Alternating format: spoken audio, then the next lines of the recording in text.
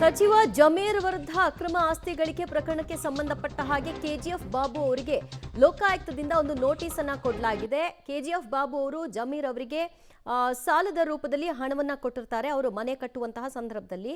So ನಿಮ್ಮಿಬ್ಬರ ನಡುವಿನ ವ್ಯವಹಾರ ಎಂಥದ್ದು, ಯಾವ ಕಾರಣಕ್ಕಾಗಿ ಹಣ ಕೊಟ್ಟಿದ್ದೀರಿ, ಅದಕ್ಕೆ ಸಂಬಂಧಿತ ದಾಖಲೆಗಳು ಏನಿವೆ, ಎಲ್ಲವೂ ಕೂಡ ದಾಖಲೆ ಸಮೇತವಾಗಿ ವಿಚಾರಣೆಗೆ ಬನ್ನಿ ಅಂತ ಕೆಜಿಎಫ್ ಬಾಬು ಅವರಿಗೆ ಲೋಕಾಯುಕ್ತದಿಂದ ನೋಟಿಸ್ ಹೋಗಿದೆ. ನೋಟಿಸನ್ನು ಸ್ವೀಕಾರ ಮಾಡಿರುವಂತಹ ಬಾಬು ಅವರು ಸೊ ನಂತರದಲ್ಲಿ ಲೋಕಾಯುಕ್ತದ ಮುಂದೆ ದಾಖಲೆ ಸಮೇತವಾಗಿ ಹಾಜರಾಗ್ತೀನಿ ಅಂತ ಕೂಡ ಹೇಳ್ಕೊಂಡಿದ್ದಾರೆ.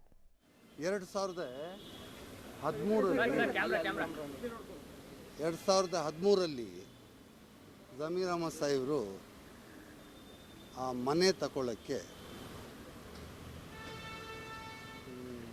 ನನಗೆ ಸಾಲ ತಗೊಂಡಿದ್ರು 3,50,00,000.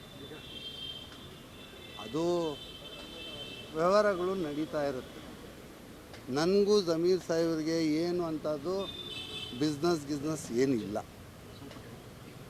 ಅವ್ರಿಗೆ ಹೆಲ್ಪ್ ಕೇಳಿದ್ರು ಮನೆ ತಗೊಳ್ಳೋಕ್ಕೆ. ಆವಾಗ ಅವ್ರ ಹತ್ರ ದುಡ್ಡಿರಲಿಲ್ಲ.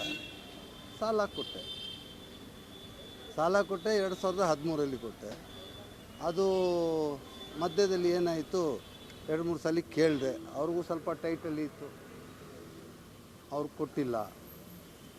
ಆಮೇಲೆ ಇಡಿ ರೈಡ್ ಆಯಿತು. ಯಾರಿಗೆ? ಜಮೀರ್ ಅಹಮದ್ ಸಾಹೇಬ್ಗೆ.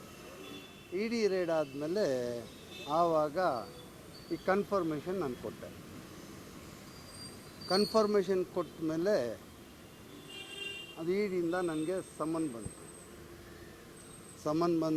ಮತ್ತು ಆ ಸಮನ್ ಬಂದಿದ್ದಕ್ಕೆ ನಾನು ಇಡಿಗೆ ಹೋಗಿ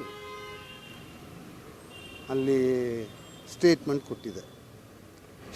ಕೊಟ್ಟಿದ್ದಕ್ಕೆ ಅಲ್ಲಿ ಸುಮಾರು ಅಲ್ಲಿ ಇಷ್ಟು ದಿವಸ ನಡೀತಾ ಇತ್ತು. ಅಲ್ಲಿ ಒಂದು ವರ್ಷ ಮುಂದೆವರೆಗೂ 3 ಇಯರ್ಸ್ ನಡೀತು.